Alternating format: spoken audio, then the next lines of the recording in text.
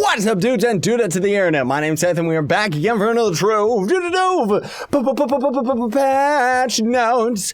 Oh yeah! Hi, how y'all doing? I hope you're doing fantastically wonderful, and I hope this video makes that day even better. That was my nerd thing. I don't know. Hashtag nerd.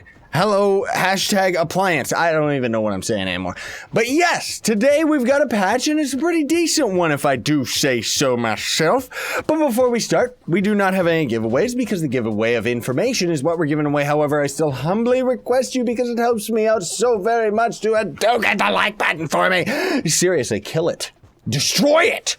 Anyways, without further ado, they've bumped up the Chaos Chest announcement back to the top again. Remember, last week's patch had it way down at the bottom in the bug fixes and polish, which I personally liked because I don't view it as something that's that important. But either way, Chaos Chest has been shuffled. This week features the Chaotic Codex, which is like $1 million zillion in the tome area and blah. You can get yourself, what is it, like 10 Chaos Chests a week? It's actually not too bad. It's pretty good. Ladybug invasions are back for a week. Perhaps they are migrating. What you can get from them is a bunch of helmet styles and some ladybug wings. And if you don't know what the invaders are, if you're in an elemental world, you can't find them. They are only in normal Uber worlds. You just go into a normal world. Doesn't matter where the drop rate change. The drop rate does not change based on the difficulty of the world.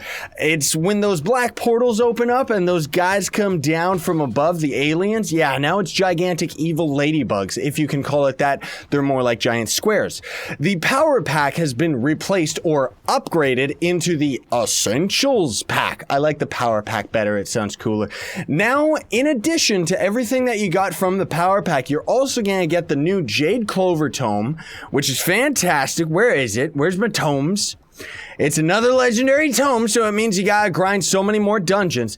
But this tome actually gives you 100 Jade Clovers a week, which actually isn't too bad, mostly because they ended up changing it so that you couldn't get Jade Clovers for cubits anymore. Now we all know why. It was so that they could add that clover as more incentive to buy the power pack. Give me the things! Give me all of these things. I never find them anymore.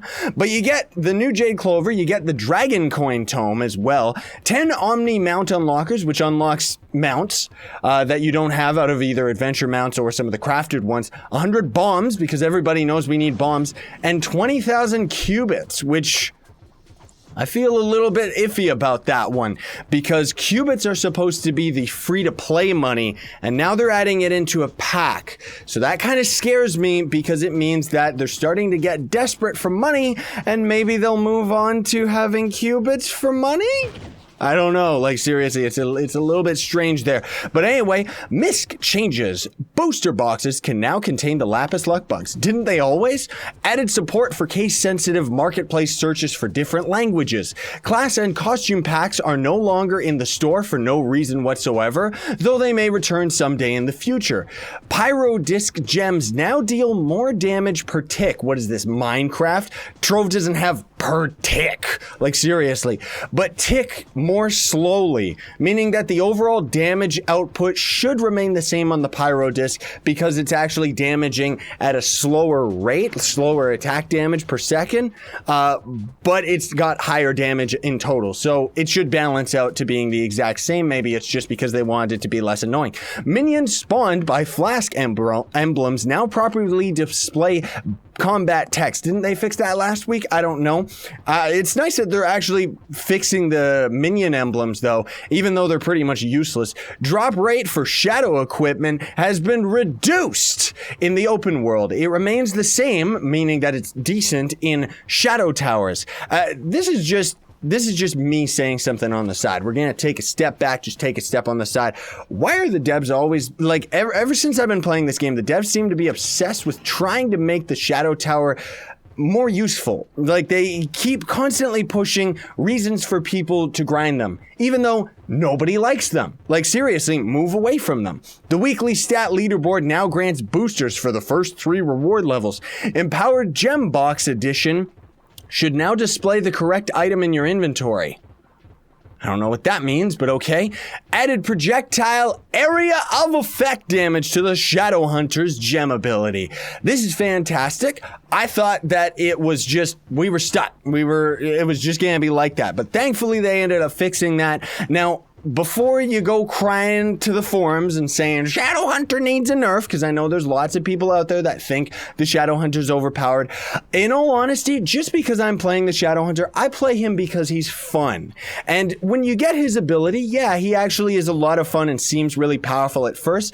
But in all honesty, when I'm in U9 and stuff like that, I get outclassed by other classes very, very easily, mostly due to the fact that the Shadowhunter didn't have any crowd control, and the majority of the dungeons in the elemental worlds is the dev's favorite, kill 3,000 million enemies. So GG Shadowhunter, but now I can finally actually farm as effectively as other classes. By the way, just as a personal side note, which is kind of funny, Gunslinger might actually top the Shadowhunter, everybody. Like, seriously, we've been testing him out, and he's a force to be reckoned with, man, especially if you get his gem. Slightly change the Boomeranger and Shadowhunter's epic poses so that their bow does not intersect as much into certain mounts.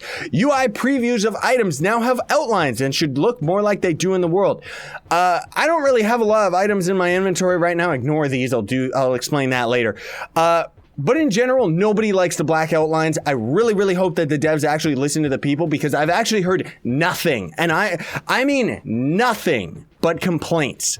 Nobody likes it, seriously. Sometimes when they make changes, usually it's kind of 50-50. Some people like it, some people don't. This is about 99% of people don't like it. So I really hope that they actually go back. In general, if you have a whole inventory full of loot that you're trying to deconstruct, it makes it so much easier for your eye to actually recognize and distinguish which ones should be deconstructed and which ones can't. At least it does for me.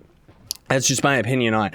Autumn pistol style orientation has been fixed. Added some optimizations to the network latency. Bug fixes and polish, everybody. We're already here, but there is actually quite a few right here. Fixed a bug where stellar equipment drops were not tradable. This will not affect previously dropped stellar equipment, though. Stellar equipment drops are now tradable, but become untradeable if upgraded in the forge. Gear upgraded from Radiant to Stellar also remains untradeable. That's always been the whole point of it. So if you can end up finding stellar drops, however, now that shadow drops are a lot rarer, I don't know what's going to happen. Fixed an issue where Neon class gem, well, the Neon's class gem, because they're trying to explain what it's called, which is Heuristic Hack Star. Oh.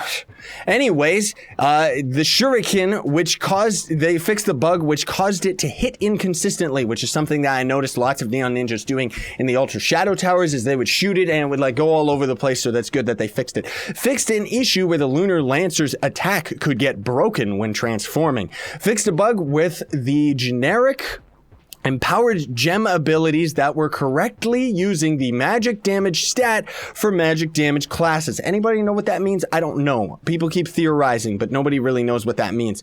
Fixed a bug where wrong rewards were shown for the boxes open contest when viewing the leaderboards in Club Worlds. Haha! For some strange reason, they still didn't seem to reward everybody for the first week prizes, though, but whatever. They ended up just giving everybody lapis luck bugs instead. So. I guess that's okay. Fixed a bug that prevented players from searching for certain items on the marketplace, like Fragments of Wonder. Now certain items will actually show up again, which that's good. Fixed an issue where Global could report it is the wrong chat when toggling trade/global chat settings in the options. Okay. Fixed a bug where you couldn't click on UI objects that were above the chat window after the window had collapsed itself. Man, listen to these mouthfuls. I guess I'm not hungry anymore because I just ate a whole wall of words. Fixed an issue where some gem tooltips couldn't show stats over 100% correctly. I take credit for that. I feel happy because I ended up letting Avram, who's like the lead designer on this game, if you don't know, I let him know about that on Twitter and they already like patched it. So that's actually really cool that they got that one right away. Fixed an issue for a few Mac client crashes. Fixed a bug where you could get stuck waiting to respawn after dying in the Shadow Tower. Fixed an issue where the blue team's health bar in the battle arena wasn't solid. What's the battle arena? All right, everybody, and now that we're at the end, we're going to do the poll. So first of all, last week's patch, I asked you all to vote on what you actually thought about the patch. Last week's patch was the navigation edition, which ended up changing the HUD and everything like that, which unfortunately I don't have it right now, but I actually do have a combination of two different mods that actually get rid of everything on the HUD except for the hotbar down at the bottom and the chat. So I actually really like that one. However, it makes it a little bit difficult to know whether or not I've actually farmed for my tomes. But anyway, 3% of you said it was bad, 35% of you said it was meh, and 60% of you said it was good. So I would say that it's overall kind of it's an okay patch. Everyone kind of likes it, but kind of a little bit indifferent about it. So, same rules apply. You can click the card in the top right-hand corner of the screen to vote whether you think this is a good patch or not. This one, of course, mostly affects people that ended up buying the Power Pack, because the Power Pack has gotten a huge buff and is now straight up the best pack in the game. Like, seriously, you are getting your worth out of the pack because you still get all the wings and the boats and everything. It's just nuts, man, seriously. So anyway, let me know what you think. You can always leave it in the comment section down below too, what you think, if you don't want to actually vote on the poll. But otherwise, thanks for watching. I very much appreciate it. Do not forget to Hadouken the like button for me, share, favorite, and subscribe to join Team Pixel Sino, and stay epic, everybody.